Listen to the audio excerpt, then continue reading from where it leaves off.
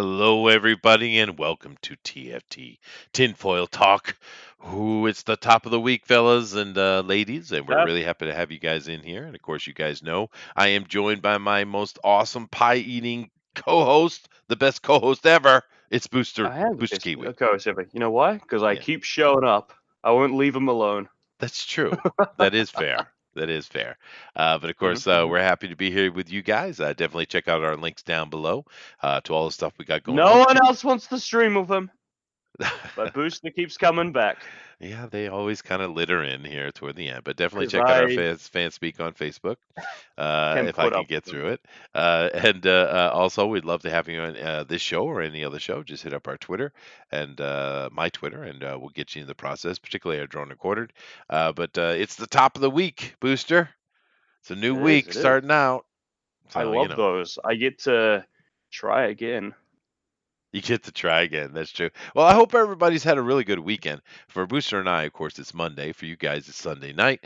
But hopefully you had yourself good fun. You know what I did? I had quite Hmm? an interesting weekend. I had a mighty adventure in pursuit of cheese. Oh, ooh, I what kind of did. cheese? Oh, Let's just talk Bermuda Triangle. Let's talk cheeses. I know cheeses. cheeses. Yeah, cheeses are good. I got Yeah. some Colby Jack, and Hmm. I got myself some cheddar cheese, just a standard Mm. sharp cheddar cheese. But Okay. here in Japan, they don't do cheese and bread so well. Oh, that's Um, right. You don't really have any yeah, cheeses over there. I yeah. was thinking I'd go to Japan for the babes, but if they don't have cheeses, Well, they we got a do. It's problem. just a process, and Like, I live in the can you find countryside. some stinky blue over there? You can. That's actually a Mm. little bit easier than just standard table cheese. All right. Um, Yeah. but um, no, because I got to travel like literally 3 hours north in order to get some cheese, and I can only do it like once a month. Mhm. Mhm. So we Oh take our man, epic journey to the north to procure cheeses monthly, Mhm. and I went and did that on That Saturday. sounds like So my kind of adventure. Yeah, I love yeah, it. I love cheese and crackers. I'm a cannibal. I eat crackers. yeah, no, I like Cheese. crackers as Mhm. well. Mhm. And that Mm. was some white slur joke.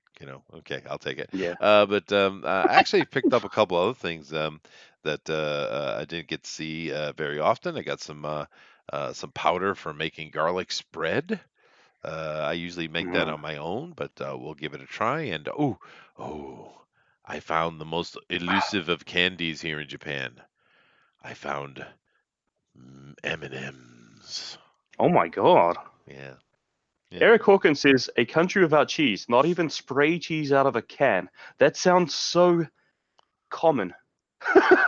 That sounds so Yeah. white trash. Well, No, I've no class, Eric Hawkins. yeah. No class. Well, I've actually never seen spray cheese here. How That's something that disgusting. just would be uncouth. The Japanese would never get Uh, into that.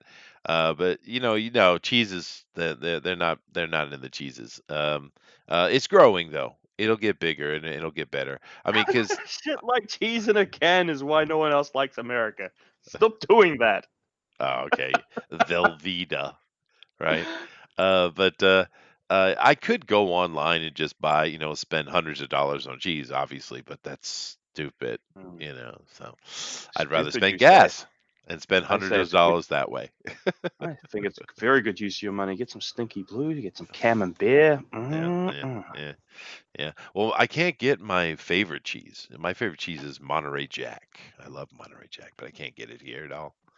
So, but Colby Jack is similar.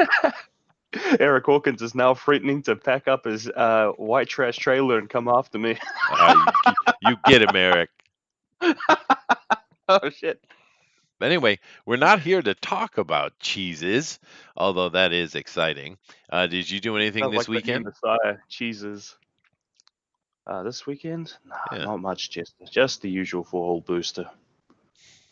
I was thinking I should start my own show on the weekends. You know, when Fanspeak's down, Booster comes up to play, and he gets to say all the naughty words he likes, that's true.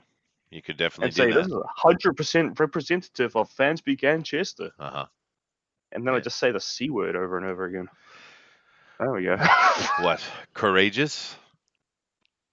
Yeah, Yeah, that's yeah, what that he's one. talking. Yeah, Talk about that cunning one. and brave. That one. Yeah, Yeah, because the C word, it doesn't carry the same cheese. meaning for you guys. Some reason in America, and I'm kind of curious. That might be a TFT unto itself.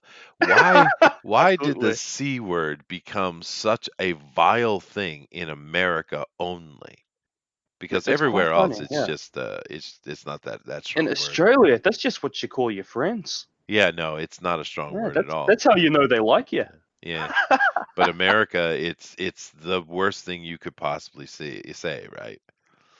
So It's quite funny. I'm curious of why that happened, but then again, America, each of the English cultures have their own history of slang, of course, and America has become more prominent than the other countries in general, simply because of our media, Hollywood, right?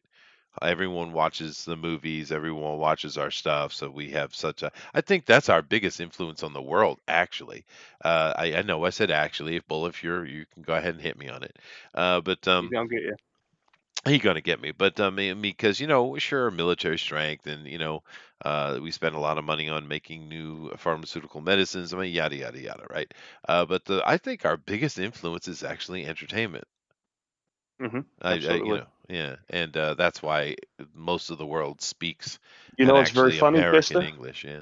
Some of my what do you say, little cousins, Uh-huh. 5, 8-year-olds, they've grown up with their iPads on YouTube and everything, and they're developing American accents. Yeah. Yeah. Makes Yeah, sense. Yeah, it yeah. makes sense. Yeah. Yeah. Well, the thing that's interesting about the American accent, and of course, I don't mean the Southern accent or the New England accent or whatever. We have our own slangs, of course, Mhm. our own dialects, but the general flat American accent, it's actually super flat. It's the Yes. most generic English, and the proof in that is when you hear people sing a song in English. They always sound American, no matter where they're Mhm. from, right? Because American is the most boring, flat, generic English there is. Now, I wonder how that happened. That's kind of interesting. That's a very good question. I Yeah, have no idea. how did we become so boring? Yep. Damn. You'll have to ask Vandari. He'll know that. No, he's not coming today. He's busy. Yeah. Yeah. But that's okay. We're going to be covering the Bermuda Triangle today, which is the first time I've Yeah. mentioned it. Oh, I don't know why I oh. suggested it. I don't know anything about the damn thing. I mean, that's part of why I suggested it. I wanted to know what's going on there. Well, it's an oldie but a goodie. I'm actually happy you did Yeah, mention yeah. it because I had completely forgot about it. And if it's Because has right, a lot of thing hasn't a lot of things about it been refuted by now? oh yes and no. I mean, Yeah, it's yeah. well, I'm going to get into that in my primer, but my introduction to it. But the Bermuda Triangle is. There are examples all over the world of very similar things, but the Bermuda Triangle is a little bit special because of the geology of the area, actually, and well, I might as well get into it so I can talk about it. How about that? I'll just go ahead. I'm gonna go. Let's go. I'm gonna go. I'm gonna do it. I'm doing it. Okay, here I am doing it. I'm gonna share with the booster so he can see, and Show me, Chester. then I'm gonna dive right into it. Just dive. All right, here we go. All right, now the Bermuda Triangle, which is that's a bear of a word. Say that 3 times. Bermuda, Bermuda Bermuda. Triangle. Go ahead. Go Oh, ahead. you just want to say Bermuda. Yeah. Bermuda, Bermuda, Bermuda. That's No, no, it, I start it slurring the sucks, last one. right? It's not a good word at all. I should look into Yeah, the conspiracy theory behind that. But yeah. no, the Bermuda Triangle is a very interesting thing, and it's nothing new. Now, most of the naming of the Bermuda Triangle came in the '60s, I believe, and there was because there was a whole bunch of incidences in America from the '40s and '50s, particularly when we started doing a lot more flying. I know the Wright brothers did their whole Kitty Hawk thing long before that, but it took us a while before we were flying in commercial flight. A lot of it came after World War II, right? That was really the heyday when flight was becoming a kind of standard thing. And We lost a bunch of planes. Flight 19, of course, is the Captain Taylor's group of Navy pilots who were lost, and the plane that was sent to retrieve them was lost as well. But this is where the name comes from. It comes from those incidences, and in the 60s, it was penned by a researcher. But of course, before that, it was called the Devil's Triangle, or the Devil's Sea, or the Hoodoo Sea. It's had many, many names because this having weird things going on in it is not new. It's been going There's on for hundreds and hundreds some of years. very there's some very recent ones as well. I'm just looking up here. Yeah, Some crashes from 2017. yeah, yeah, Very uh, recent. yeah. Well, and I'm going to get to the reason why that is. Now, if you compare the Bermuda Triangle to the rest of the ocean, it doesn't necessarily have a higher or lower rate than anywhere else. Of course, until you start factoring in that it's a small little area. Right? Because it's not that big. It stretches from Miami to San Juan, Puerto Rico, all the way up to Bermuda, and thus the name. But there's been a lot of weirdness that's going on in here, and of course, to get a better look at it here, I just thought this was cool pictures, the angle, and I found another similar angle, giving kind of the layout of it. And one thing I want to note before we go into this structure here, if you look at the actually geology, because this is going to come into play. This is actually a geological thing. It's not even a TFT, to be honest with you. It's not at all. But one of the interesting thing is, as many of you might know, the Pacific Ocean holds many more depths than the Atlantic Ocean does, as far as deep ocean, right? But the deep areas in the Atlantic are right there. All right. So if you lose a boat, it could easily sink down into the those canyons down there, and we don't really have the means of getting to that easily at all. Who knows how many wrecks are sitting at the bottom of those canyons, right? So there is a geology going on here, and another big type of geology, which I'll get into a little bit more later. But this area, in particular, of the Earth's crust, has a lot of magnetite and a lot of iron. It's very heavy iron, and actually, that big thick vein that rips right through this area, it comes up on shore up toward Pennsylvania. Now, any of you Americans know right immediately what I'm talking about, because that there is iron country. That's steel country up there, right? And of course, we know that iron, magnetite are magnetic.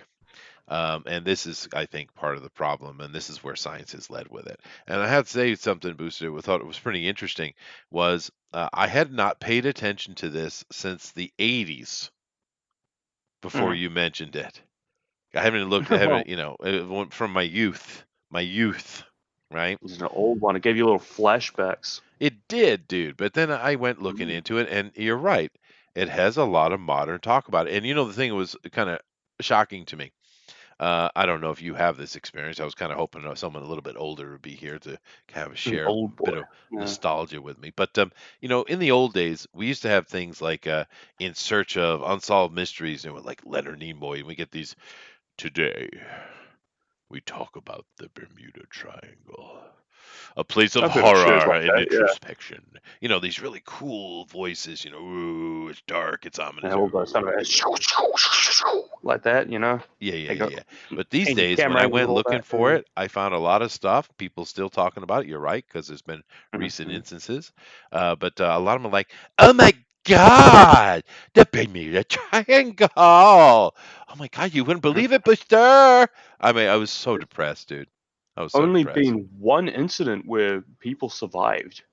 That's Yeah, what in the I think you're. 1947 incident, 18 survivors. There's all the people that have survived the Bermuda Triangle. Yeah, There have it's been rough. over 917 deaths within it. Yeah, you That kind is of. insane. Yeah, it is. It is. You're right. But you're kind of missing the point. I'm saying your entire generation is absolutely useless. That's what I'm trying to get to. Oh yeah, yeah. Yeah, yeah.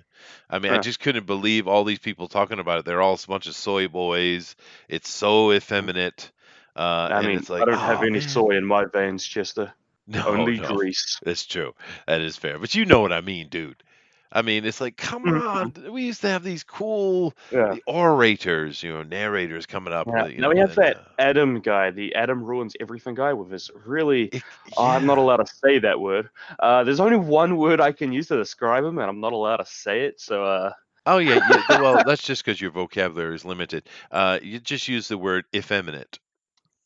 no, it's not. It's not due to a low vocabulary there, Chester. It's due to it just being the perfect word for it. Oh, I'm what? saying a bundle of sticks, or what the English call sickies. Huh? Let's just. A fag? Ah, Well, that's there what they goes the call a smile. bundle of sticks. Ah, there we go. That's why they call them We're, cigarettes that way because they look we're, like a stick. we're, we're done. All right. Later, everyone. We're Okay. cancelled. Anyway, but no, I mean they're just very effeminate. I don't think they're homosexual at all. That wasn't the point.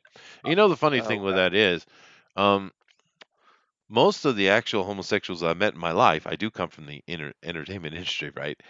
You wouldn't even know. They're just normal people. They're not I'm those talking about homosexuals. effeminate flamer types, right? Most of Yeah, them aren't. I know. I know that. I know. Yeah. I'm just saying that's how he comes off to me, a puffter. Yeah, well, no, I guess soy boy is the word I would use. Not like a gay, not like a gay puffter. Just a puff. Just as normal puff. Yeah, okay. Just a I Yeah, get it. puff. Uh, you hey, are. I heard a voice. Who's that? You heard it's Eric Hawkins, It's Eric the Eric Hawkins. came guy in that's here. almost the same age as Chester. So yes, I remember In Search of and Yeah, ordering scholastic books from school that had yeah. stories of the Bermuda Triangle and all that stuff. What do you mean you're almost as old as me? You're exactly the same age as me. I'm 1 year younger than you. Huh. All right, fine. Oh. I was born in 71. I'm sorry, you were born in 70. Oh, I was geez, you born in guys. 70. 1870. You guys were around for witch trials. Damn, That's that's right. really awesome. That's right. Yeah, yeah. Yeah. But you know what I mean, though, Eric. I mean, we we used to have these great orators come on the show, and they go, "Oh, so masculine, so much gravitas." And these days, we Yeah, get these just. It's like a damn circus monkey. I mean, what the right, hell? yeah. They used to be manly men with deep voices and Hmm. Coolness, yeah. Leonard Nimoy. Yeah. Anyway, so here's a good map of it. You see from Miami, San Juan, Bermuda is the triangle itself. Now, of course, some interesting, a lot of interesting questions come up about the Bermuda Triangle. Is it natural phenomena? Ooh. Is it Yes. uh, Atlantis sunk beneath the Yes. waves, causing effects? Is it aliens, as Christopher Columbus thought? Definitely. I think I'm I think going it's to the lean with Christopher. I think it's the island from Lost. That's the best explanation for me. Now they got like the magnets and they draw the planes in and all that. Hmm. Yep.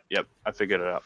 Yeah, but of course, Christopher Columbus mentioned and talked about the strangeness of the Devil's Triangle, the Devil's Sea, and it's kind of interesting, Eric, because another thing I noticed as I was doing research for this show today, because like I said, I haven't thought about it since the '80s. This is very much a Oh, I '70s, haven't '80s, either, really. yeah. But it is ongoing, and there's still people talking about it. There are still incidences happening, as Booster had mentioned. But one of the interesting thing I noticed as I was researching this is all of those if extremely effeminate soy boy channels that are talking about it. They all, of course, had to talk about Christopher Columbus because he states very clearly there was a lot of strangeness going on, right? But every time they were like when they said Christopher Columbus and said, by the way, still hate him, he's such an awful human being. They go on and on like this, and it's like, Terrible. How well, dare he build this country for you? yeah, well, he didn't Just build any, he didn't build our built country, it with his but bare fingers. no, the thing I wanted to get from Eric on this is the fact that why all this weird disinformation against Christopher Columbus. I'm curious because It's very recent that's happened. A lot of it people is, really hate him now. and I don't get They it. just It, pretend to because it's the good thing to do from their point of view, whatever. I mean, he was a hardcore dude to be sure, even in this painting, he's throwing up a Masonic hand sign here.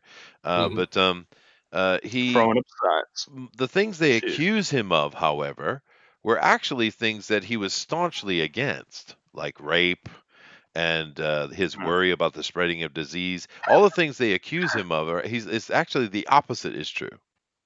Not a fan of rape. It's a little icky. Well, he Ugh, was makes me very against it because he couldn't control. He was supposed to be in charge, but yet he didn't have charge over these other noblemen's boats and their charters, right? And he was Right. complaining to the king and queen that, hey, if I'm in charge, then I should be in charge.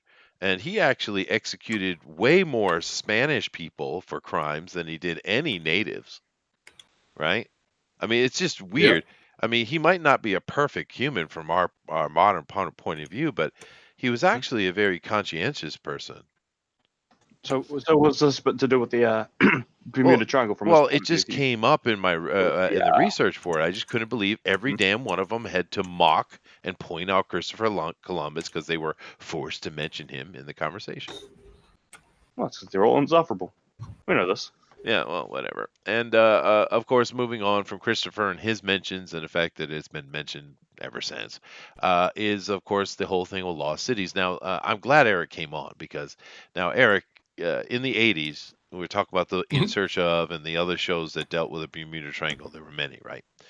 Oh yeah. Do you remember these photos when they came up? I'm glad I didn't have to dig so hard to find them. I'm very happy. Yeah. Yeah. Yeah, you remember these photos? Yes, I do. Yeah. Now it's really cool. Now, now these have been attached to Bermuda Triangle for a long time, and the one on the right is questionable what that is, right? Because that is a photograph Mm. from a long time ago, right? And so I don't know. I don't even want to speculate what it is. The one on the left, however, is funny that it's always been attached to Bermuda, the Devil's Triangle, because that's actually off the coast of Cuba. That's not even in the triangle, and it's real. Really? Yeah, yeah. Is that where those oh, where did they find those like brick roads off of the coast of Bimini, one of those? Is Bimini. that okay? Yeah, and of course these are ancient, old tech, or no, I don't think they're old tech, but they're just super old. These are all around those areas in the Caribbean, Gulf of Mexico, along the coast of Florida. There are a ton of these little underground sites. Underground, excuse me, underwater sites, and they're all over Right. the world. They're all around India, Asia, and all this is that before the cataclysm, 12,000 year, well, 11,780. I don't know how they get that specific. Anyway, 12,000 year ago cataclysm. People were living all over the place, and we had high civilization. Now, some people like they had the space travel and the science, computer technology. I don't know, maybe, but they certainly were at least kind of Roman level because they were traveling around, right? But there's cities like this underwater all over the place, dude, all over. And it's just simply because we gained what, almost 400 feet of water. I mean, just imagine how far you have to walk out your Well, if we coastline. know who they are, they're not very lost cities, are they? Shut up, Booster. They are lost to time. Now just being pedantic. Yes, I am. I am. But these things are all over, and of course, which brings up one of the big theories that this is Atlantis sits under Bermuda, under the triangle itself, and some kind of ancient magic or ancient technologies causing the problem. Of course, but I'm glad Eric came in because I remember these from the '80s, right? Yeah. These pictures. It's pretty cool, dude. But of course, the modern take, the modern scientific take, and honestly, it isn't too dissimilar to what the scientific take was in the '80s. In the '80s, because they're all along that stretch, and understand that this is a heavily traveled place. I mean, a lot of boats and stuff go back and forth, no problem, right? But underneath there are these pockets in the along the coastal ridges and even they suspect deeper, and where it's because it was quick covered, right? Because we know that now we're here 30 years on, we know that the cataclysm was a real thing. There was a lot of tsunami and fires and meteor strikes and all kind of stuff. It was a horrible time to be alive. And Because of this, there was a lot of silt build up on the bottom. Even though we lost land because the ocean levels rose, it also put a lot of silt. And underneath there's a lot of pockets of natural gas from trees and things like that. But these pockets of natural gas are very close to the surface, though they're not super deep like we usually will mine them, right? Or I don't know, what do you call it, mining to go after natural gas? I guess. Anyway, and these things will pop every now and then. When they come up, they will create, well, kind of like this kind of situation in rough white water. And of course, Captain Taylor, the famous Flight 19, which is most people talk about when they get into Bermuda Triangle here. He mentioned seeing white water, right? And that's gas is Hmm. rising up, and it rise up, and it would tear up the flight path of a plane. It would suck up a boat instantly and put it, 100 foot underwater like in a second, right? And it explains a lot of why these boats and these planes and stuff just disappear. I mean, they just disappear, right? Because there's Right. no breakup on the surface. They're just instantly underwater, and therefore they just sink and they don't get a chance to leave a debris field because they don't find much of that, right? This has been the take for quite a while, but modern take with science is looking more at the magnetism because as many of you know, our magnetic pole, not our actual pole, but the magnetic pole, is moving, and it's been moving more and more quickly, and it's getting very rapid to the point that sometime the next 100 years, maybe less, the entire poles will shift. The north will be on the south, and the south will be on the north. We're going to get a complete reversal, and this happens all the time geologically in our history. It's probably not that big a deal. I don't think the birds will care for it much, but it's going to happen. It's coming, and it's just a cyclical thing. Because of this, though, we're having a lot of odd magnetism going on in the planet right now. Of course, I mentioned early that this area of the Bermuda Triangle has a lot of magnetite and as well as iron in the crust. Therefore, any magnetic anomalies that are going on with the planet would be felt stronger there. So the modern prevailing theory is that it's simply the compasses don't work, which we know because even Columbus was complaining about his compass not working properly, right? We've had a lot of this comments, and of course with the natural gas pockets that pop. When you put those two things together, I think it explains it pretty simply. I don't even think this is a TFT, really, to be honest with you. Well, that's my presentation. Let me come back over the other side. So, what do you think about that? Hmm? Oh, yeah, it was really cool, Chester. Yeah, I loved it. Hyboria. There you So go, wait, were the Dave. magnets? Was that what it was about? Magnets?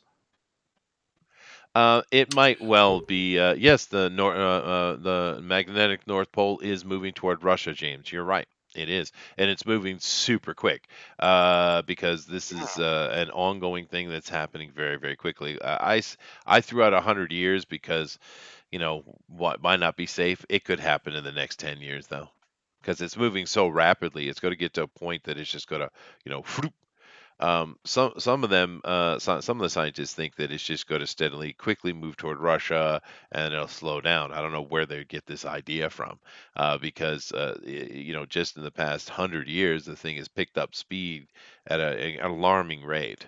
Particularly in the past 40 years, it's really been humming along as far as how quickly it's moving.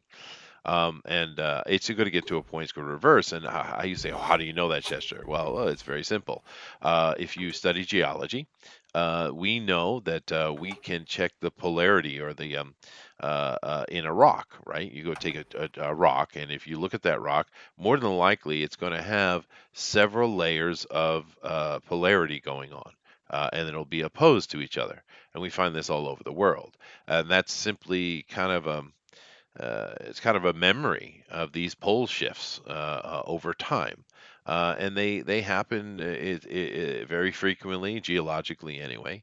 And it's not a strange thing. But it, of course, is going to cause a little bit of trouble with mechanical devices and things like that. And if you add into that area where you're having some magnetic surges on the planet, it will cause worse weather, lightning storms, the hurricanes. You can get pretty bad ones. It can cause chains of earthquakes. Oh, wait a minute.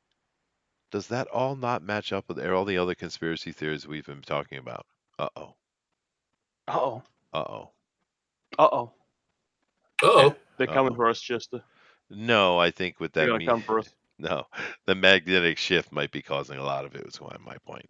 But anyway, Eric, what do you since you actually We know know too about much. this and Booster knows nothing? Hmm. What do you remember about the Bermuda Triangle from your childhood? the story I remember most was Flight 19. Mm, yeah. I used to read up about that quite a bit. I do remember getting a Scholastic book. I don't know if you remember Scholastic books, I do. Chester. When I you were in do. grade school, you get the little order form. You check off which book you wanted, and they'd send it to you at school. Well, we had Riff where I was. Reading Oh, is okay. fundamental, right? Hmm. Did you have that when you were Yeah. a kid? I don't remember. I'm getting kind of old. Yeah, well, no, a couple times a year they would fill the library with these free books, and you were allowed to go in and pick one book and walk away with it free. It was some kind of program. No, we didn't have that. Yeah, well, We had to pay for books. Well, that's crap.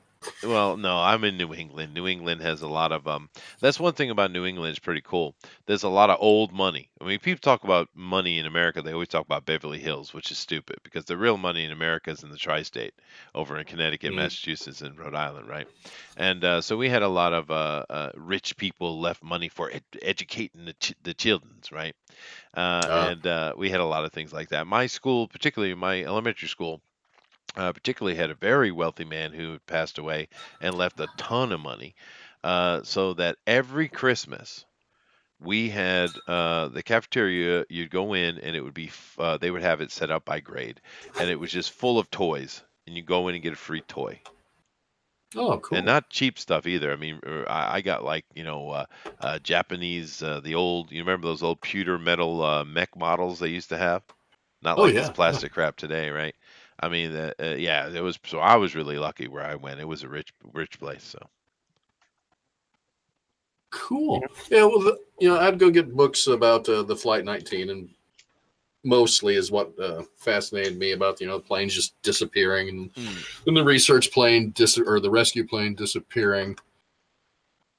Just a very fascinating story to me. And some of the other stories I really don't remember, but this one always stuck with me. yeah, it did. And you know what? The reason it stuck with me was because these days all they ever talk about is Flight 19, Christopher Columbus, and Mm. a few of the Navy oil tankers that disappeared like in a row, right? But there's actually hundreds and hundreds and hundreds of incidents actually. And back in Right. the Yeah. 80s, they talk about it much more in depth than they do now. And so it was very fascinating. It really was. And especially when they started putting out that theory about the natural gas pockets and stuff, I thought that was really interesting. Yeah, I remember when that came out. That was pretty cool. Yeah, but the thing was that picture I showed on the right though, because the one on the left is an actual place off the coast of Cuba. It's not even in the triangle, right? But that pyramid, I remember when that came out. It was not only was it on in search of course, I saw it on the news. I saw it in a book, probably a scholastic book. Um, uh, I've seen that photo many times, and I still have no clue who took that picture and where and the act and the validity of it. You know what I mean? Yeah, yeah, yeah. I just Googled it real quick and it popped up right away. It almost looks like when I look at it, it looks like it might have been taken at night and it's moonlight reflecting on something. Being real skeptical about it.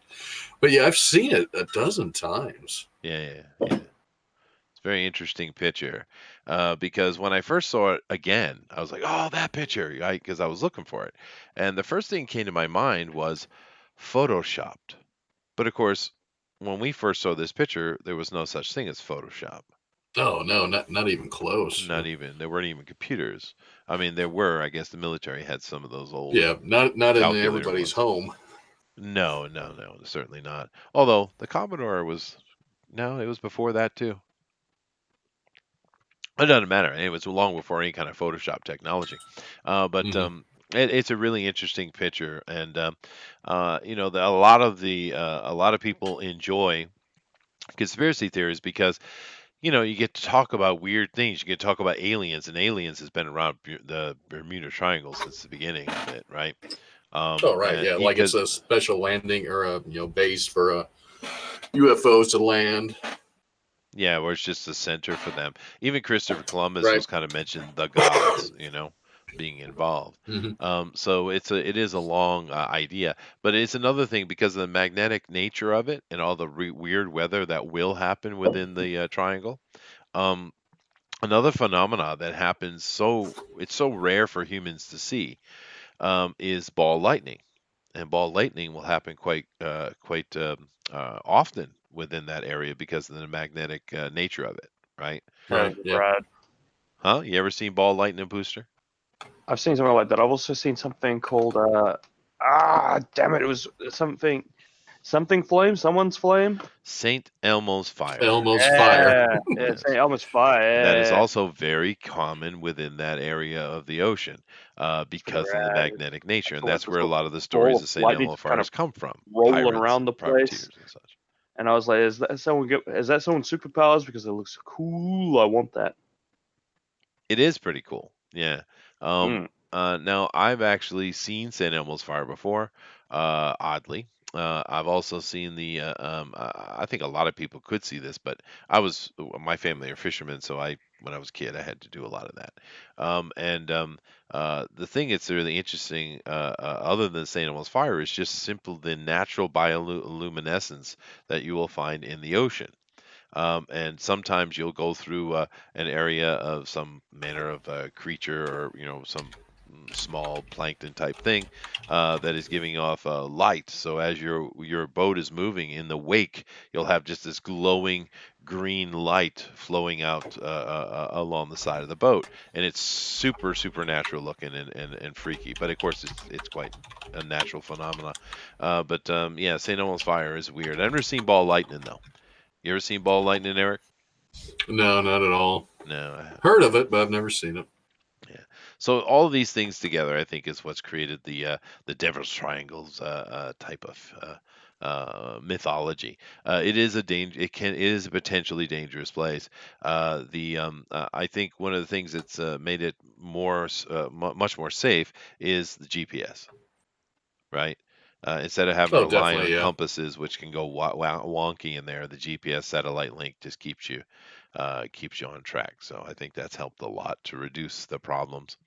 But Booster, I know you've done a little bit of study here in the past 5 minutes.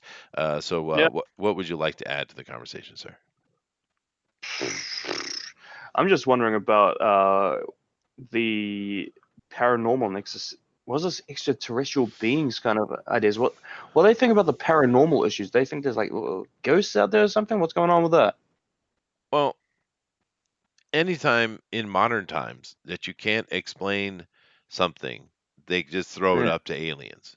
It's no yeah, different screw than it, they it's used to aliens. do, right? In the old Yeah, days, yeah. the gods were involved, and it's just evolved from the gods to the aliens is all. And because this is such a weird place where a lot of weird things happen, there's been a lot of weird sightings because it's a weird stretch of ocean, right? People just want to put the supernatural to it, and modern Mm. supernatural is alien. Now, there is, let me see if I can find it. There is a video, a recent one, about some people supposedly filming a UFO in the Bermuda Triangle. Let me see if I can find it for Mm. you. I find it interesting that there's about a there's probably an incomplete list, but there's like a 30-year gap because this incidences happening fairly on a 10-year basis or so, right? Yeah. And we've got a massive 30-year gap between 1965, 1969, and then 2005. I don't know what's happening around there. Then we get a few more steady ones from 2005, 2007, 2015, 2015, and then 3 incidences in 2017. Well, you do keep in mind that in 2011, 2010, something like that, Lord Enki did return to Earth, so that might have something to do with it.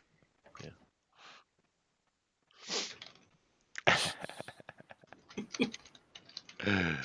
Oh no. Okay, come on. Give me this. I want to see it. What do you got? What do you got for us? Well, there was a video. I'm just trying to find it here. Is this it? Oh, here it is. Is this the one? I'm not gonna do any audio, but there was supposedly one that was on a Carnival cruise. And no, this looks like they're just weird things going on. Ooh. Oh, you changed it to sepia. That makes it definitely creepy. Chester, why is there so many dislikes? We got dislikes? Why are they hating? Are they hating on Not this on our video? video. Yeah, this On is the not the one I'm looking for. There was supposedly a video of a UFO. why is there no science? No, I didn't really prepare because I really wasn't good at getting breaking news: UFO and Bermuda Triangle giant waves. Okay, all right, let's check this one out. Let's check this one out. All right. Someone sent like a little drone out there or something to figure out what the hell's going on. I don't know. Well, supposedly, there is a Navy base, a governmental base out here in the Bermuda Triangle, that's called the Underwater Area 51. Just so you know, just so you know. I haven't heard of that one. Mm. It's interesting. Okay. What's going on over there? All right, it's just normal white water. It is a bit weird though. There might be some of that bubbling going on here. Uh-oh, it's happening. They're gonna get consumed. Yeah, but see, this could be just some of that gas uplift, right? That we were talking about. Yeah. I don't see the UFO. Where's the UFO? Damn it. You promised. They're going to get dislike.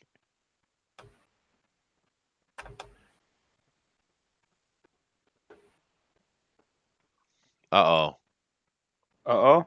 I don't see any. Oh, that is a boat. Oh God, you people are stupid. Where's the UFO? Anyway, Is that what was that? Is that what it was supposed to be? A little bump out there? I Oh, guess. come on, it. Come off. Ah! Yeah. Oh no, here. This could be good. This could be good. December I want my money back. 2015 Bermuda Triangle, the Great Abaco Island, a huge pyramid has emerged. Uh-oh. Oh my God. That's something real. That's something real. Look at that. Where is it? I want to see it. I want to look at it. It looks like CGI, and it even says it's CGI. Oh, there's UFOs Oh, too. jeez. Oh. Yeah. Huge pyramid in Bermuda Triangle, CGI. We're on the bottom of it at TFT, boys. Yeah, we are. Hey, Yeah. this is what you paid for. Just remember.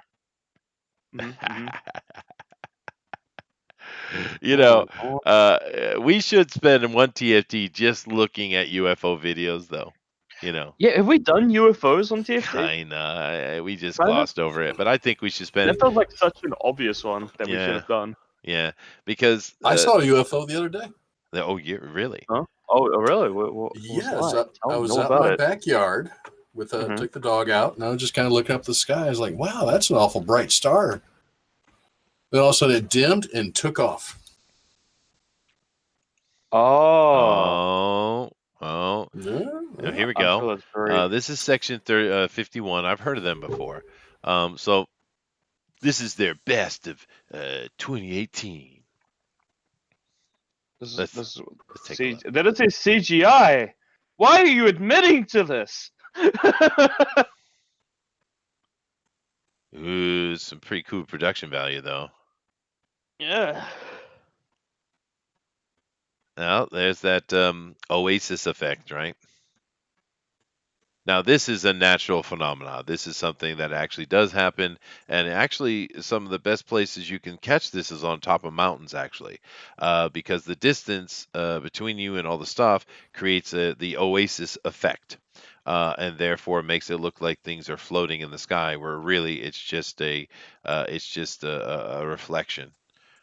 This is a normal phenomenon, actually, and it looks like a mountaintop or something, right? Mm-hmm. You It can does, yeah. actually, yeah, you see these a lot of mountaintops. Yeah.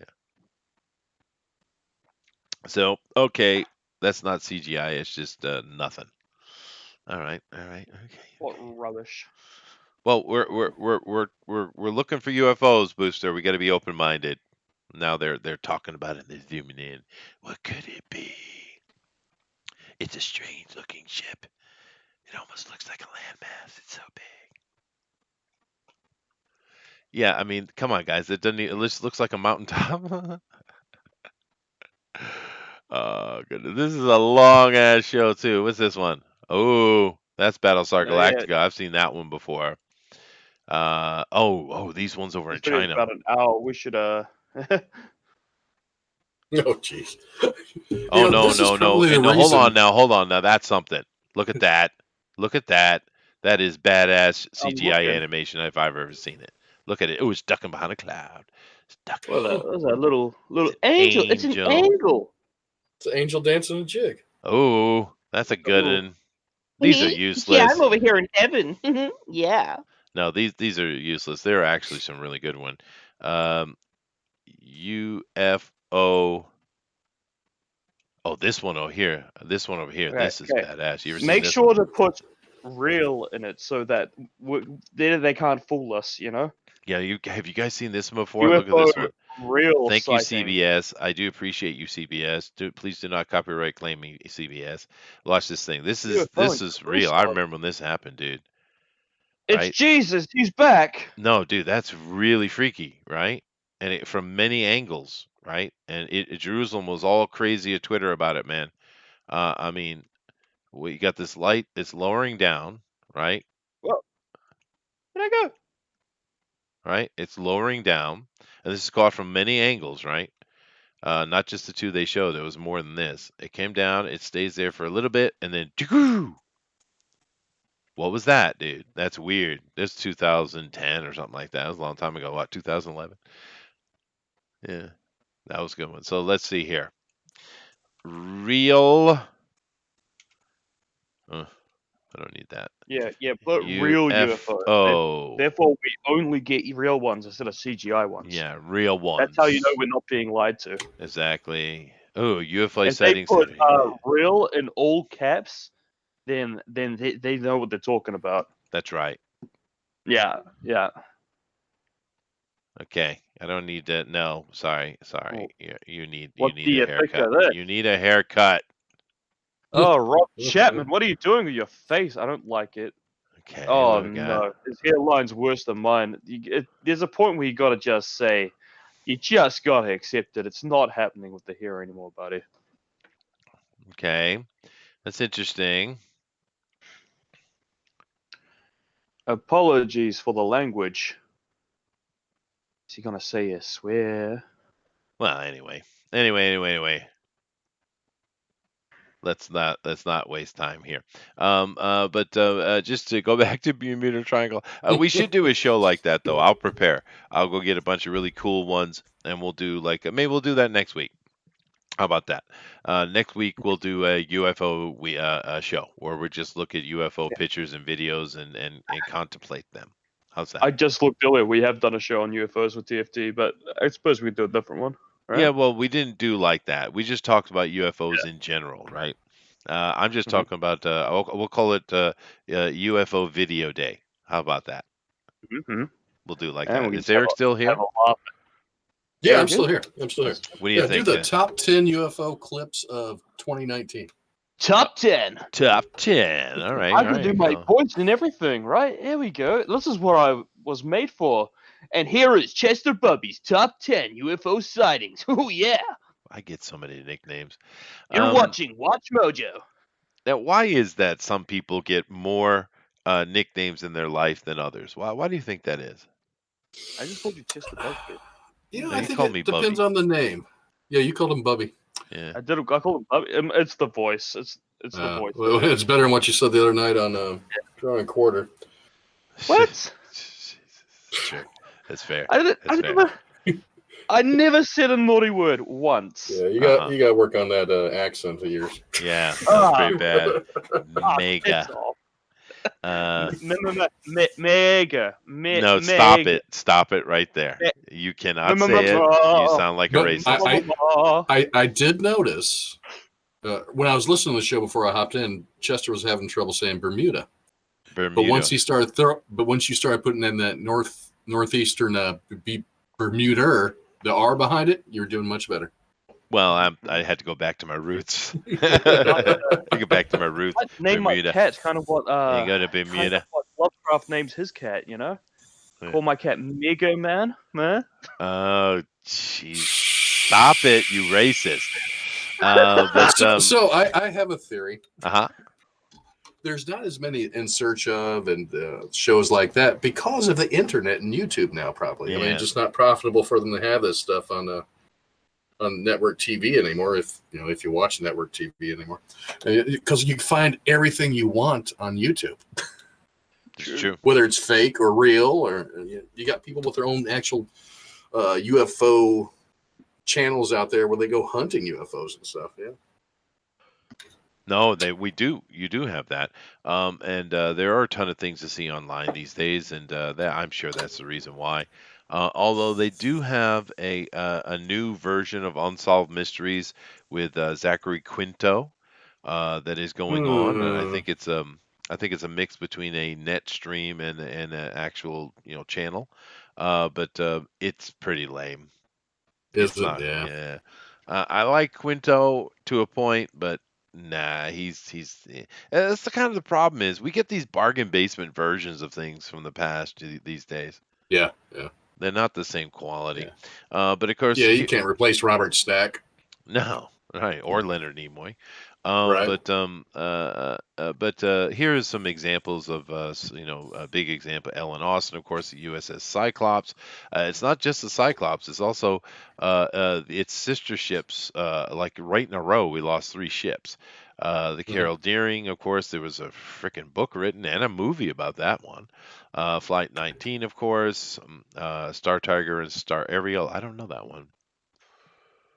It's another flight lost. The Douglas DC-3, of course, I know about that one. Yeah, and these are just the most notable because there are so many. And I saw this popping up a lot when I was doing my research for this show.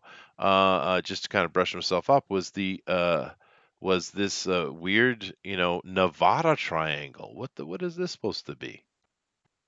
I haven't heard of that one. Yeah, this isn't showing me what I want. This is stupid Wikipedia. We have a message from a reporter on the scene. Oh, do we? Uh-huh. Model 316 says, Chester, I'm typing live from inside the Bermuda Triangle. Things seem to be calm at the moment. Okay. Stay strong, model. Stay strong. Stay strong. Hang in there. Yeah. See, I don't even know this. Let's go read this here. This is, of course.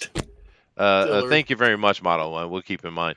So here's a picture of their triangle going from Reno. That's sad. Las Vegas to Fresno. I mean, come on. Could you get more? I don't care less. Take it all off the map. Though most of us have heard of the Bermuda Triangle, where planes and ships have mysteriously gone missing in the Atlantic Ocean for decades, not all are aware that there is a similar place in Nevada, lying in a region of the Sierra Nevada mountains in Nevada and California. You said Nevada many times. Some 2,000 planes have been lost in the last 60 years. Dun dun dun! In this remotely populated area of more than 25,000 miles of mountain and desert. That should be mountainous desert. Many of the crash sites are never found. Dun, dun, dun, dun, dun.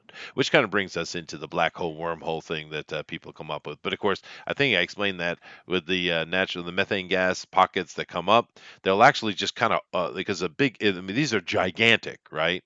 Some of them are estimated to being over a mile long. Some of them, the big ones that pop. So when you have this big bubble hit the surface, not only does it let this gas just rip up into the atmosphere above it, which of course would affect planes greatly. All of a sudden there's a boat, and then all of a sudden there's like 100, 200 mile, 100 mile deep hole beneath you. You just fall, and then the ocean closes around you instantly. Right? That's terrifying. Just think of that. Imagine that. I do not want to think of Yeah. that. The triangle is typically defined as spanning from Las Vegas, Nevada, in the northwest, Fresno, California in the west, and Reno, Nevada at the top. Within this rugged wilderness, the mysterious top secret Area 51, oh, there it is, along with the dozens of conspiracy theories, which include UFOs and paranormal activity that surround the Air Force Base. Similar theories have long been considered regarding the Nevada Triangle. Well, maybe the American government just simply shoots your ass down for being in restricted airspace. It could be that. One such plane to go missing with that of a record-setting aviator sailor and adventurer named Steve Fawcett. Oh, I know him. Oh yeah. Fawcett, yeah, flying a single-lane Belanca Super Decathlon over Nevada's Great Basin Desert, took off and never returned. After hunting for a month for the plane, the search was called off on February. Fawcett was declared dead. Oh, wow, I didn't even know he was dead. This is pretty recent, too. Huh. And the Sierra Nevada, it is pretty inhospitable terrain. I mean, you could have a crash in there and not be able to find it pretty easy, I would think, right? It's interesting. Anyway, anyway, let's just come back over to the other side. I think is Booster trying to show us something? Oh, it's This model. is not trying to show you No, anything. It's it's model. oh, he's at the bottom of the ocean. He's still at the Bermuda Triangle. Oh my God, model. I was transported into the Canadian Triangle. Oh no. How do you feel? Have you There's become nothing younger? here. Did you gain an arm? It's desolate. Did you find It is Jesus? desolate. Yeah. Did the aliens Your touch you? lost syrup. Where are you, dude? Did the aliens that touched me say anything about me? Do they want to call back? Uh-oh. Yeah, because I didn't hear from them Uh-oh. again. I didn't hear from Gooflop. They denied it. They denied it. What? What? You're a That was the most statistic, brother. magical night of my life. So, model, where are you actually? Where exactly are you? Well, I'm sitting here at my desk, Uh-huh. trying to figure out where you are in this conversation, so I don't come in and just start talking about things you've already done. So, unfortunately, I was lagging Wrapping it today. up, really. So That's all right, because it anything you looks can like add, you're I don't spelunking. care. Yeah. I've got the light off over there at the desk. You know what I was curious about? Did you guys talk about the? You probably did, but some of the theories that have to do with like the methane. Yep, I covered that. Oh, Yeah. you got all that. That's the stuff, because there's definitely there's a large number of occurrences that have happened. So there's some kind of phenomena that's happening. I doubt it's like some curse or mystery, but the stuff that really interests me is the loss of the ships when they all of a sudden just lose buoyancy. Yeah. I've always found that to be very interesting. The planes are, that's like that. There's so much weather phenomenon that could cause that. Just if you have an area in the ocean that is more likely to have that, but the ships, it's really weird how many ships have gone down. Yeah, no, it is, and there are a lot. It is a very heavily traveled area, and the incidences have dropped off considerably.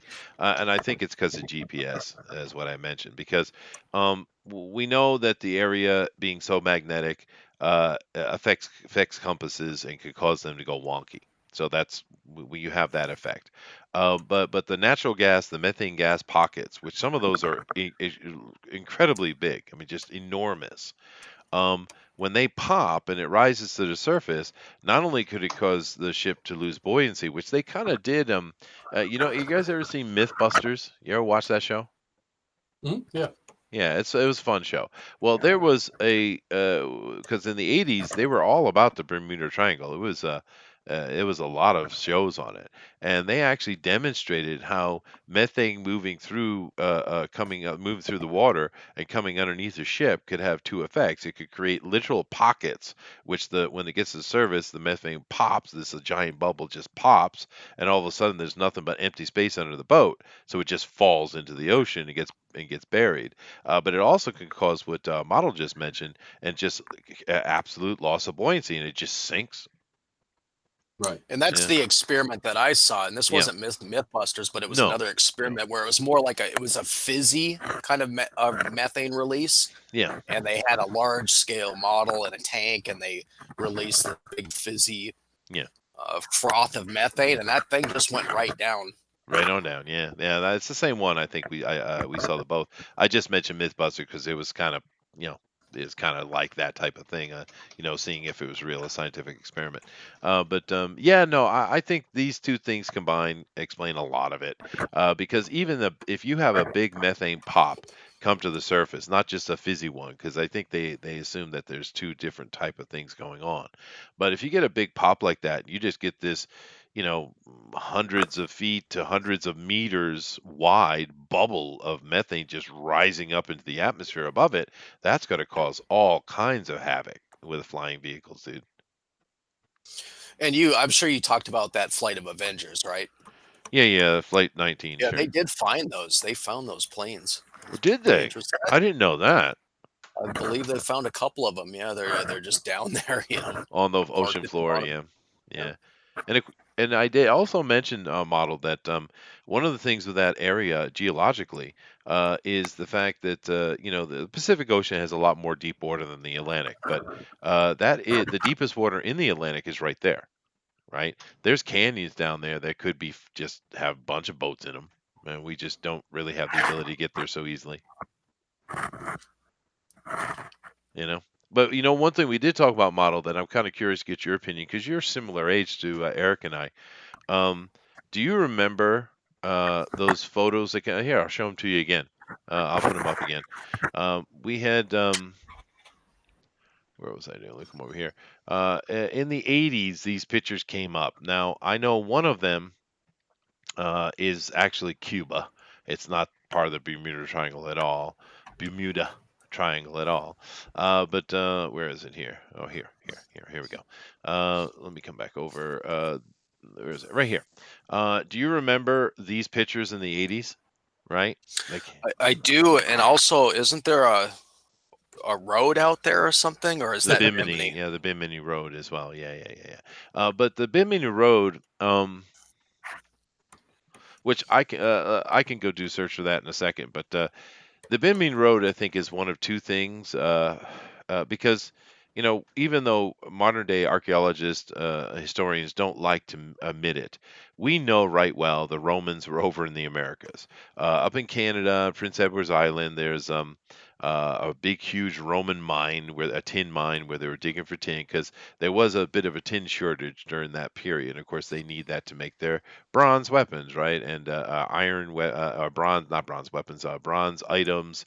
That was a big part of their culture. Brass, of course, as well, which is a separate thing, but iron, etc., etc. But tin is a constant thing they were digging for, right? And we know they were over in America, and they were probably all over the Americas. Why wouldn't they be? If they were in one place, they had to find it, right? It's either probably related to them or it could be much, much older. There's another interesting connection because some of the artifacts they found around the Bimini are actually Chinese, right? not Oh, Roman. really? Yeah. And we know that there was a gigantic fleet that went out a couple thousand years ago, around the similar time of the Romans, actually. And it was supposed to be a world cartography exploration, and it was a gigantic fleet that went out, and from if you read it, they went all over the world, and they do mention that area of the world as well. So some people think the Chinese built it for some reason, or it could be going back to the antediluvian times and just be a remnant like we have so many of. You know what I mean? Hmm. It is interesting. But this right here, the one on the left is not that big a deal because that's off of Cuba and that's well established. The one on the right, though, model, we saw these in the 80s, this picture in the 80s, and it's always baffled me because I don't know what it is. You know what I mean? What do you think it is? It looks like an underwater pyramid, is what it looks like.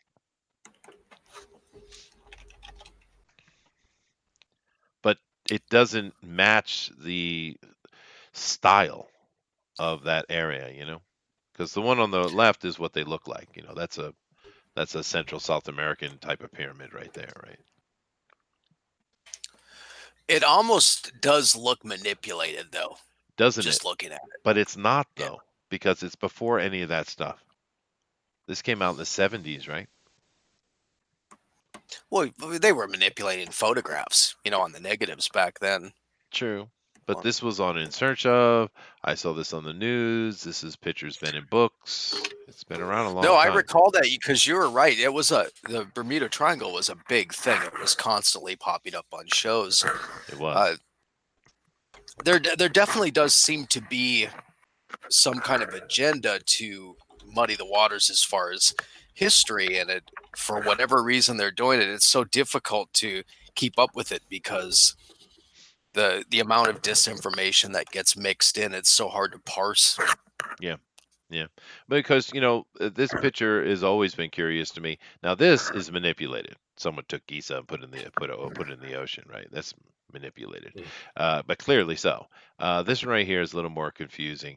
And this isn't even a very good picture. I've seen it much clearer than this in my life, but this is the best quality one I could find. But let me jump over and find the Bimini one that we were talking about. I've always thought that the most likely explanation for all these ruins is that there was another civilization that was probably established here. It was wiped either through a flood event, and then another one was tried. Because my opinion on the genetic seeding and Yeah. whatever the creator is or the divinity is, he's not a magic guy. It's Science. something real. It's Yeah. tangible. Well, we touched And on that a little bit last week with Bigfoot, right? mhm. Here's Bimini. Well, that's the interesting thing about it. If that premise is even anything approaching accurate, where there is a creator that has the ability to genetically modify just the creatures we see, that means anything could be made. True. That's true. Really, I mean, really anything could be made. Maybe you're starting to get a little far-fetched if you're talking about, in a creature that has acid for blood, because that starts to kind of defy. But there are very venomous creatures that their blood or their internal fluids will cause irritation on skin and stuff like that. And there's I didn't know we who, were going to who knows go xenomorph, what's but rock possible. on. That's pretty cool. But Well, and like fire breathing animals and stuff, that I think dragons, some of yeah. that starts to get. I do think there are rules. There are still rules that have to do with physics and Sure. Yeah, and I do agree with that. We know that the entire planet is the ocean level is 400 some feet higher than it was, right?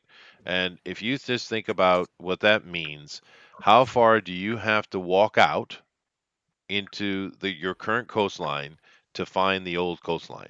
How far do you have to go? Some places further than others, right? And these sunken cities, like the picture I saw, we looked at off of Cuba, they're all over the place. These underwater cities, and some of them people have tried to do some archaeology, like you see these people doing in this picture, but it's very difficult, man. It's very difficult to do underwater archaeology, and one of the problems is a lot of governments stand in your way and they don't want it done. Like India doesn't want any kind of research done on that gigantic, bigger than frickin' New York City, that has buildings as high as 6, 7 stories. That's sitting right off the west coast of India. They don't want anything to do with it. They won't let you get permits because originally, when it first was discovered, was because during that giant tsunami that happened, right? The ocean line all across the Indian Ocean just dropped like crazy, right? And so they saw it out there. And it was, what's that? So they went out and started looking at it, and then the government came and shut that down hardcore, dude. But that's a gigantic one. That's probably the biggest one we know about. That is, and something like that, you're talking 12,000 years ago, which is right on time, right? The last time that would have been above the surface. And you're talking about a city of that size with that level of sophistication. Can you even imagine how long it takes for a city like that to develop, right? Well, and where does the extra water come from?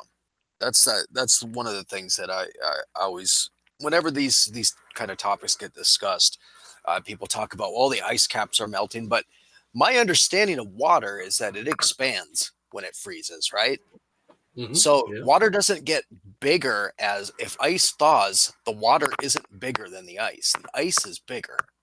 Right. So we do know that there's been cycles of freezing and thawing forever, but think about the amount of water it takes to raise the sea level 400 feet. It's a lot. Yeah. And if we're on a sphere with a molten core, where is the water coming from? I'm not aware of a process where the core of an Earth could be generating more water. Well, we could, if you'd like, we could delve into firsthand accounts of the witnessing of it and assume that they're not lying and just telling us what they saw. We could do that. Because the current theory that's going on, because understand that academically, the academic world has been forced to accept that the great cataclysm, the great flood, is real. They've been forced. The geological evidence is overwhelming, so they've had to accept it. Which they, trust me, they don't want to, but they had to. Okay, so the current prevailing theory is that, of course, we talked a little bit about the magnetic pole shifting, but this happens all the time throughout our history. It's a common occurrence. It's kind of the part of the function of the planet. But we do know now that at that time, the actual North Pole, which isn't supposed to move, right, moved because it was sitting over like Montana, and it moved what? That's a few thousand miles, right? That's a lot, right? That's what, 20 to 30 degree shift in the planet, right? And Therefore, the ice, the North Pole ice buildup was just like we see on Antarctica, which is what, 2 miles high, right? 2 miles thick in a lot of places, and it was the same thing. It was sitting on land, and it just kind of builds up like that because it was just that's where the North Pole was, and they thought because there was the warming that was going on, there was like an ocean sitting inside, and when all these meteors and stuff started hitting, they cracked it, broke it, and that ocean fell down, creating the flood on North America, which created the Grand Canyon and all the ripples and all the amazing stuff that geological formations that meteor storm caused fire and damage everywhere, tsunamis, all kind of stuff. So this is where they're saying the extra water came from. The North Pole melted, but of course, your point is correct. That's not enough. It's not enough water, right? But the That's a people, whole lot of water. it's a whole lot of water. But the people at the time, the writings and memories we have from the people of the time, which of course were written supposedly way after, but anyway, they mention two very specific things that I think are important to the conversation. One, and this is coming from the Middle East, Asia, and the Native Americans as well. They talk about rain falling from the sky with raindrops the size of a man's head, right? This isn't just one little legend. This is all over the place. It's talking about big, huge raindrops the size of a man's head. Now, that is many times over a normal raindrop, right? The biggest raindrop I've ever seen might have been a centimeter wide, right? It's like 2 gallons of water. Yeah, it's a lot, dude. Yeah. And so this is a common trope. Now, some religious-based people will say that because the Bible mentions that the fountains of the deep were released upon the world, but it's actually people going to yell at me again. It's a mistranslation. It's not actually talking about water coming from underground. It's talking about it's basically talk about a tsunami or a tidal wave is what it's actually meaning, right? Which fits into the modern scientific approach to it, right? But there's another thing that I think is important that no one talks about hardly. Uh, the ancient writings and the ancient people, when they looked up into their sky, there was another planet there that was very shiny, and they call it Typhon, or in the Middle East call it Tiamat, and it was a shiny planet. They call the planet of water. Now, how did they know that? I don't know. Because it was shiny, I don't know, whatever. But it was they called it a planet of water, and that sucker got blown out of the sky at the same time. It disappeared. So maybe something happened where there was a planet or a large moon near Mars or something like that. I don't. I'm not going to speculate on what it was. But well, let's say it was a watery or icy planet, and somehow it got blown up and those big chunks of ice came our way and some of them actually hit us, and that was part of that was the whole event. We were getting hit with the death of a planet and its rock and its ice and just splattering down on top of us, and that would introduce a lot of new water to the planet, and would explain raindrops the size of someone's head. I don't know, what do you guys think? First, you have to convince me of a vacuum of space where a planet could be floating around. Well, what if space is water and someone put a crack in it? How about that? Sure. Let's go with Well, that. have you ever looked into the Carolina Bays? Well, the Carolinas got tore up in that event, dude. There was hundreds, possibly thousands of meteors striking in that area. But there's no geological evidence of meteors Oh no, there at all. are. There are. That was part No, of there's the not. that There's was not. part of the There's no evidence that was put material. forward. There's no leftover material Oh, I see what you mean. of Yeah, it's just the right. cratering. It's Yeah, not, okay. it's just it's the cratering. But it's interesting that the way the weather phenomena through that area, it always in general goes through Bermuda, through the Bermuda Triangle, Hmm. and then you have that kind of natural curved pocket going into Georgia and the Carolinas, as that Yeah, those things tend to hook up through. they do. Yeah. And even looking at the shelf, the secondary shelf that comes out of the North American continent, that kind of alludes to that being a previous level of water. Yeah. No, that's a fair point too. But I mean, there has to be an explanation, right? Because we know Sure. that the ocean levels are 400 plus feet higher than they were. That's a lot of water. So this is not argued. So we have to explain where the water comes from, and science really doesn't have an answer. So I mean, it's a fair point, and I understand there's a lot of people like to talk about conspiracy theories, and of course, what the show is about, and governments, covering up and stuff like that. But a lot of times, it's just money, right? It's just about money and about pride and Sure. position, right? But there are some things that I can't understand why they ignore though, and this was particularly is one of them, especially seeing as they've been forced to accept the flood as being a real thing. Is the fact that you have multiple accounts from cultures who they say had no way of having any contact with each other, which I think is ridiculous, but they say there's no way they had contact with each other, but yet you're finding the same accounts through just incredibly distant from each other cultures, talking about the size of the rain that was falling on the day, and over a course of days actually. So and I just it's fascinating to me that they can't even have the conversation. right? Well, and if we're in a closed system, it's more likely that at one time there was less water. Now, how we got more, I couldn't tell you, because it is certainly the. My understanding of geology is that the Earth itself cannot produce brand new water like that. No, Not we in that, can't lose it or gain it. Yeah, right? water is one of those eternal So things that never goes if away. there Yeah. was one massive flood event, then that means that there could be another one. If there was one, there could be another one.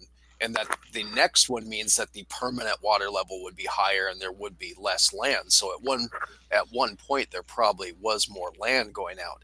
And even the Bermuda itself is almost dead east off of South Carolina. Yeah. So there's looking at the map here, there's a lot of landmass that is not that far. It's it's deep enough, but it's not that far underwater. So No. it's really interesting.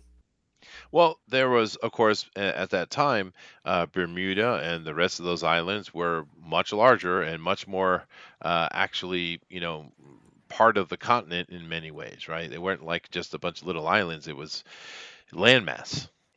So this comes into play as well.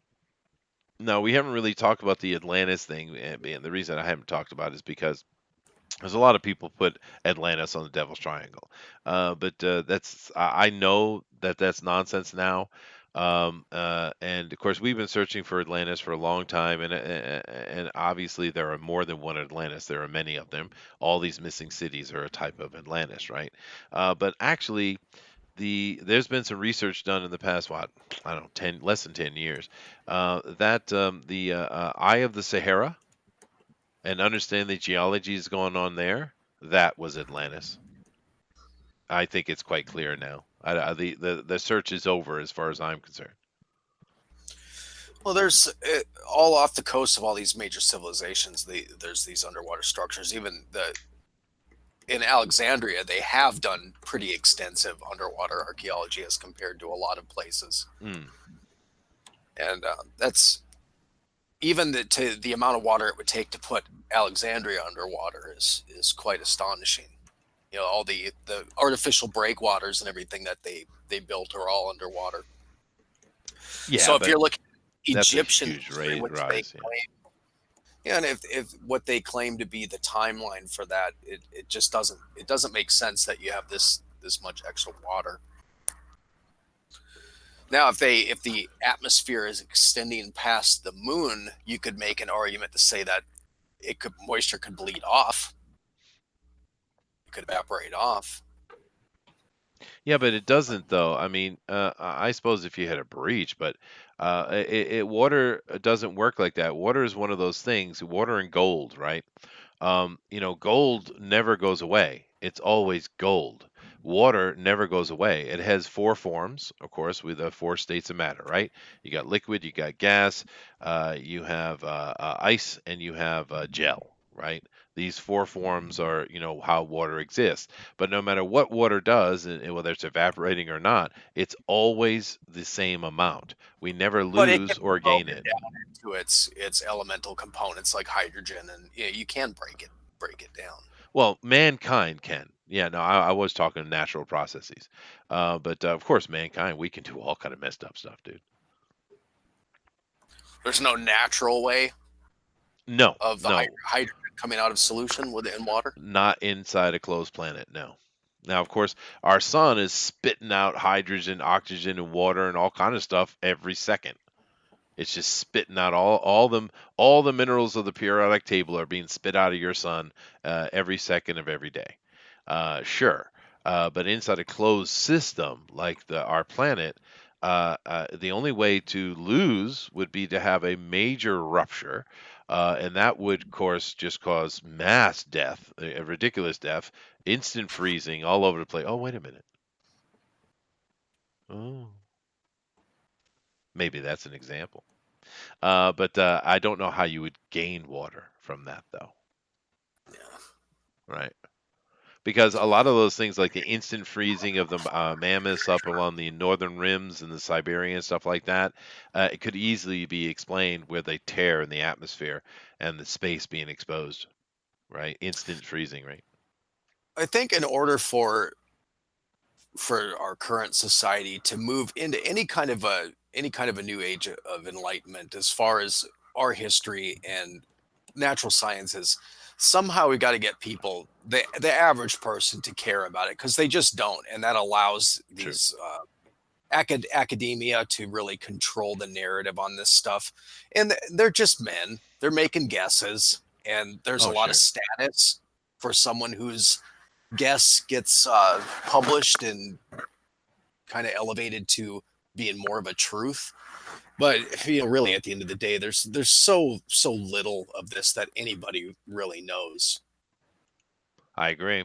Now, Eric, you've been real quiet for a while, and I'm over here looking at the chat, and John Dillard's speaking, which could be a bad thing. That's Kind of always a like bad thing. blowing into the straw of a Capri Sun, then letting it go, and the juice flies out the straw. I think you're onto something, John. Think you are. And DeWolf says, "Did he say gel?" Jesus. But I did have a question about that. I'd never heard of gel being a state of water. It is. Yeah, it's the Is that fourth. something new or? Relatively, I guess. It's Okay. the fourth state of water. Yeah. There's actually a couple of scientists that are doing some pretty impressive work with water right now, because water, it is, as with everything, it is extremely electrical. But water in particularly has some very interesting electrical properties. And there's actually some technologies I think you're going to see come out with. I don't know if they'll be perpetual engines, but you're going to see some pretty impressive engines built off just using water against itself, creating Oh, that's cool. Oh, energies and and stuff. it'll be used as a storage medium before too long. I mean, there's all kinds of experiments being done that water has memory. So it's very interesting. Oh wow. Water is fascinating. Like for instance, one of the things I think you're going to see the quickest response from this study is going to come in the medical field, actually, because you know how when you get a cut on your body, it swells up, it gets warm. Or even hot if it gets infected, and of course, what's happening is the water is creating a reaction to itself, and the body is creating trying to fix it, which creates a lot of electrical static in a way, and the water is being opposed by it, which is why it causes the swelling, which of course swelling, if say in joint damage or something like that, of course is very destructive. Matter of fact, a lot of people, if they can get into the hospital quick enough from like a broken neck and they can cool it down quick enough, they might not be paralyzed, right? But there's technologies coming out that are going to be able to like instantly negate the effect of that, and therefore reduce the damage that comes to your body after the effect, right? So the study of water is pretty fascinating, actually, and I would suggest you guys go check it out. It's pretty cool. Gel would be the water version of the state of plasma. Sure. Yeah, it's just considered the fourth state of water. There are a lot of papers on it, DeWolf. There's a lot of videos, I'm sure, on it as well. It's pretty interesting. Well, isn't glass considered a slow moving liquid? Well, yeah, but it's glass is a silicate, so and silicates are kind of the antithesis of water, right? They're a desiccant, right? Well, to add, my final thought on that about enlightenment is somehow getting the population to demand the freedom to look into any number of. There's so many things. Mhm. Just let people. What right does anyone have to say someone can't go into the pyramid? That's ridiculous. And the fact that that's been allowed to stand. Now, obviously, you don't want people going in there with cans of Krylon and tagging it. But if they do No. that, you take them outside and you beat them to death in the sand. Yeah, that's true. You There you you go. can Solved. solve a lot of those problems very easily. But to let just some of these universities, it's a very small club. Yeah, no, that's a whole nother conversation. It's very frustrating to anyone who's even on the in the peripheral of it. John says something very interesting here, and he's showing that which I don't think you should do this, John. You're showing us you're smarter than you let on. That's probably not a good idea. But John says What if we lost atmospheric pressure? Would water rise slash expand? Ooh, it's I would interesting. say that it would, Mm. but that change in pressure would very much affect life. Yes, and life has been erratically affected, has it not? I mean, we had creatures that we know. I know you don't like the dinosaur thing, but we know we had creatures that were of enormous size, right? They were moving around, whatever they were. And those creatures could not survive in the atmosphere today. They would fall down and suffocate within minutes, right? So, there could be we could be sitting on We a. have elephants though and mammoths and stuff. That most of those very very large dinosaurs have kind of been given up as the hoaxes that they were. Mm, Brontosaurus and stuff. Those things are they've admitted pretty much that it was kind of a fraud.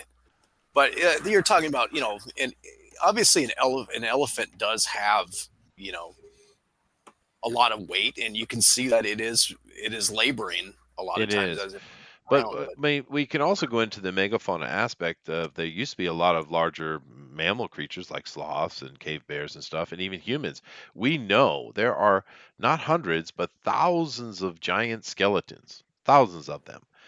So was it just a different species of hominid that hasn't been classified properly for some reason, or were they just bigger humans, different type of human? I mean, I don't know. I think it's an interesting point. If there was a radical atmospheric pressure, wouldn't it affect how water itself matriculates? You know what I mean? you would need to have an elevation in oxygen for most things, maybe nitrogen for plants, but as far as for animal life, the oxygen would be the most beneficial. Yeah, but then it seems that science is saying that we have a lower concentration of oxygen than we used to. Hmm. So I don't know. It's interesting, John. But I you would like it. also have less. You would have much less competition for food and stuff like that too. So, if you have an animal that is just from the start has access to a ton of food, they generally can grow quite large. Yeah, and Sheldon, you make a good point. Excuse me. On the flat Earth TFT, we were talking about large amounts of water underground. Sure. Yeah. I'm not saying that there isn't or there wasn't. That certainly could have been an example of why we have more water on the surface. I'm just saying that translation from the Bible, particularly the Bible, the Torah, where it talks about the fountains of the earth rising up, it's mistranslated. Right? If you look in the Enuma Elish, which is an much older version of that story, it doesn't talk about fountains coming from the ground. It's talking about the ocean rising up. It's talking about tsunamis is what it's talking about. But yeah, no, fair point. Very fair point. And if you look at the expanding Earth theory, which is fascinating one, it's saying that our planet is little by little kind of stretching itself out. And if this is true, and at one period, say 12,000 years ago, we got to such a stretch that a bunch of underground water under pressure decided to rip itself out. And this could also explain why we had human head size of raindrop falling down, because if we have these literal founts of water coming from underground that are rising up 10 miles into the atmosphere, well, that might explain something. I mean, that's an interesting theory anyway, the expanding Earth one, if you haven't checked that out. Air is a It fluid. doesn't explain a lot of mass coming from nowhere. That's the only thing about that. Well, I unless do think that the nature of where we live, there's elements of it that have been kept, most definitely. yeah, Whether no, it's topographical or the yeah. overall actual size, there something's up. And as consumer electronics and optical equipment improves, there's going to be more splaining that they have to do, Mhm. or at And least open up to some discovery.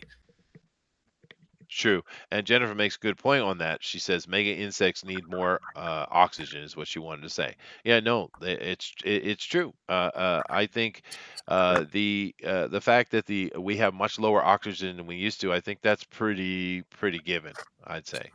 Dual says the firmament of Rakia means thin sheets like metal spread around the expanse. That's right. This kept waters above the earth. The firmament. Yeah, no. If you go read those old things, they do talk about us being under a dome and space being water. Yeah, that's true.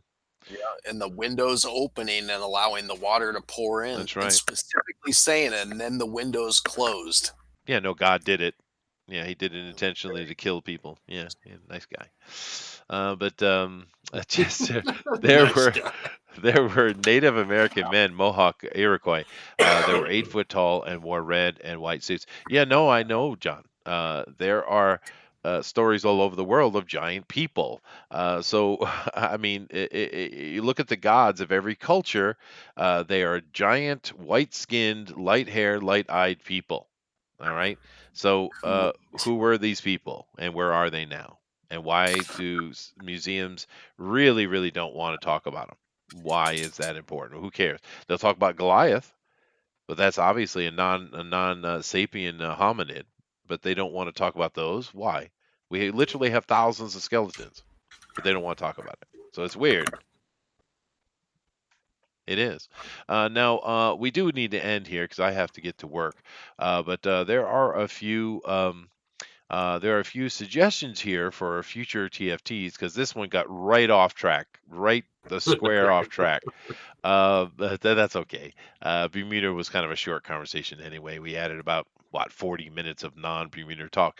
But I did see some suggestions here. Jennifer says, "Has there been a TFT on the origin of civilization?" Well, vaguely. We could do that. We had a suggestion to just look at UFO photos next week or videos. I was thinking about doing Mars, actually. What do you Well, it's a guys think? planet. What's the conspiracy? The fact that there seems to be all manner of photographic and video evidence of structures on Mars, but yet the government, NASA, doesn't want to talk about it. Yeah, And then NASA the flies out there once structures a are month. on Greenland. That's why. A lot of them, yeah, yeah, but not all Yeah, of I them. suppose you could tie in.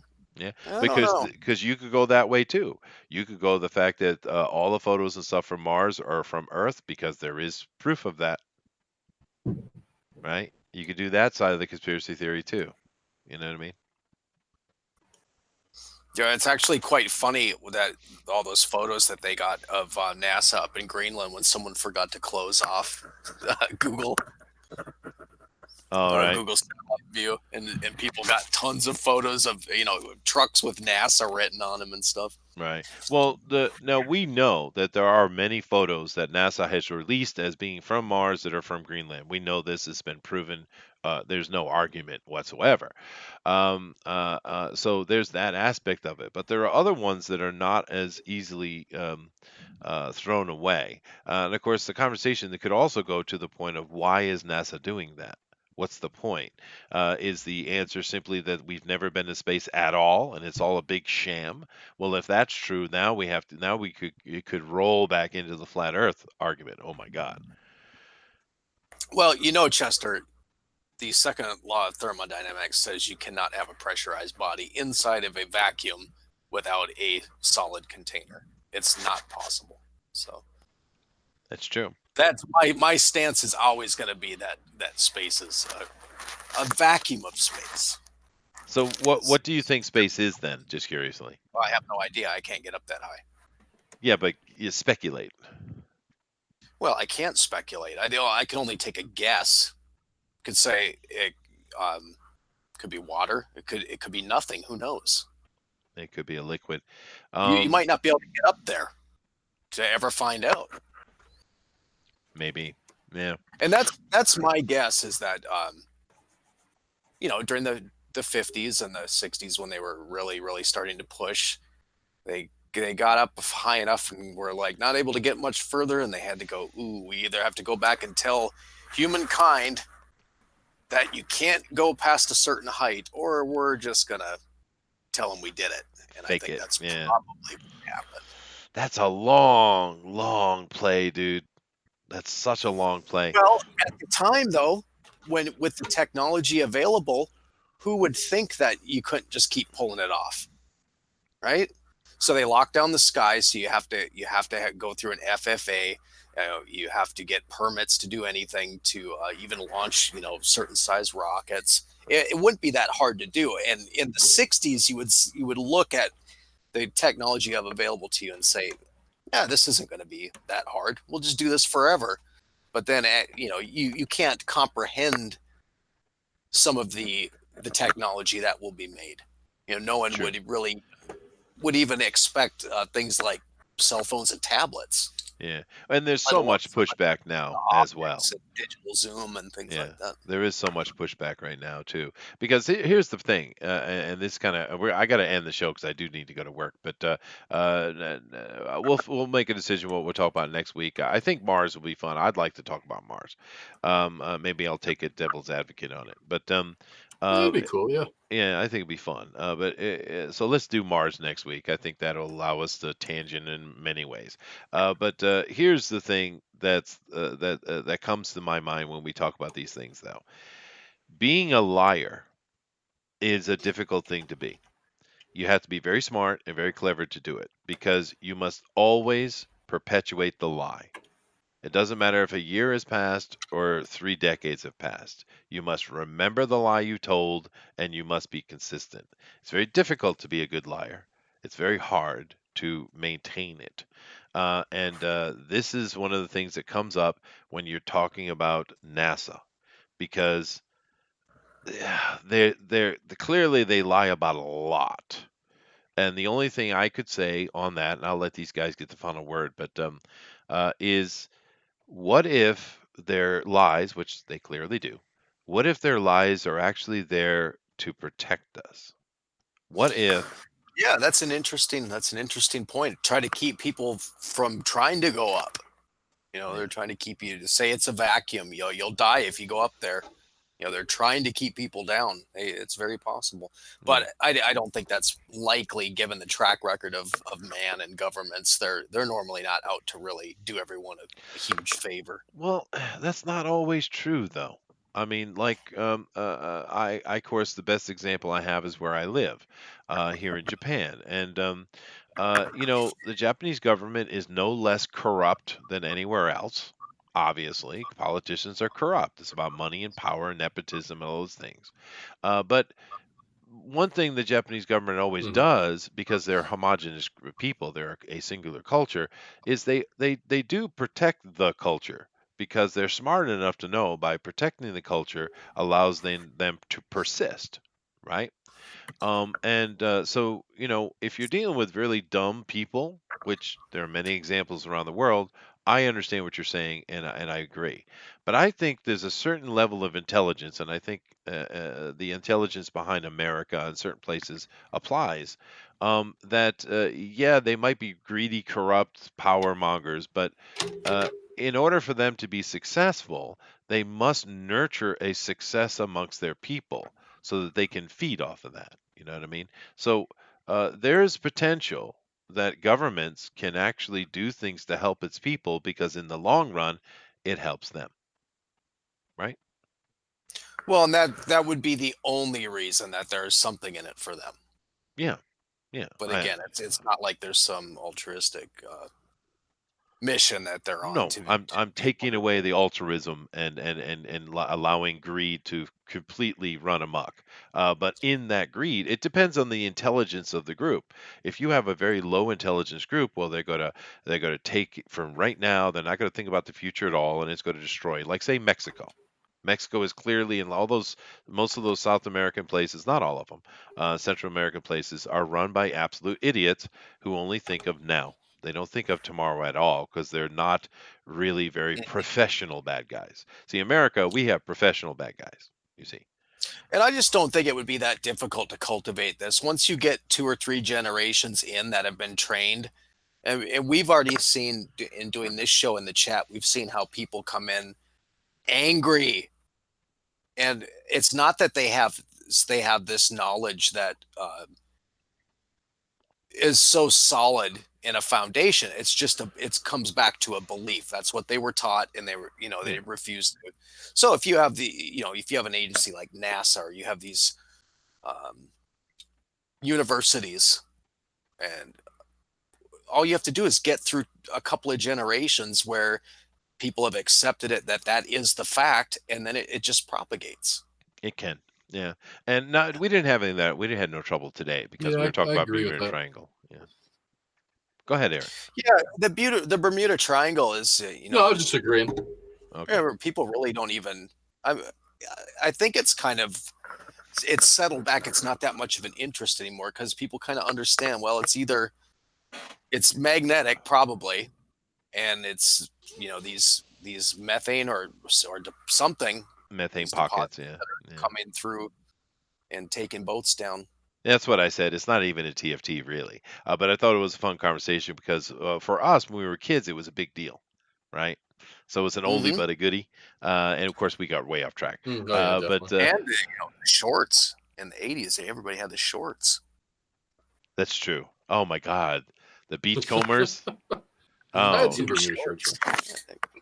yeah, don't remind me.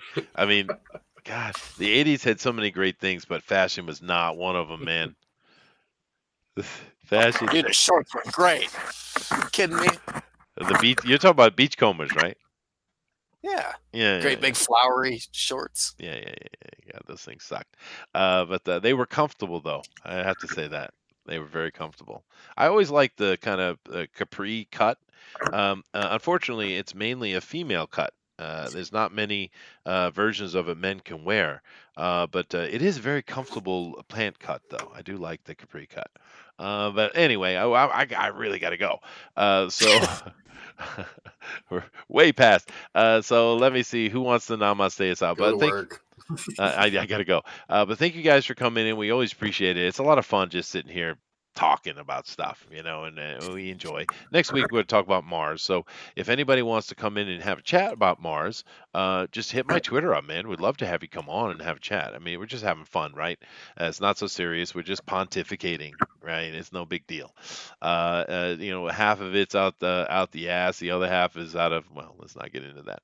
But we're just having some fun. Right. So come on and join us. But tomorrow we have, of course, our California show with Comics News Today at 9 p.m. Eastern Standard Time. And, of course, a standard week coming ahead. Definitely come and check out our D&D game we have on Tuesday because that's starting to heat up quite a bit. It's fun. But that's it for me today. Thank you. And I'm going to allow one of these guys to namaste us out. Who wants to namaste us out today? I think it should be Eric. He's been very quiet. It's me. Well, shoot. They always tell you not to take any wooden nickels, but make sure if someone gives you a wooden nickel, take it because you might need some kindling. Oh, namaste. Namaste. Just disappointment. All right, guys. Later.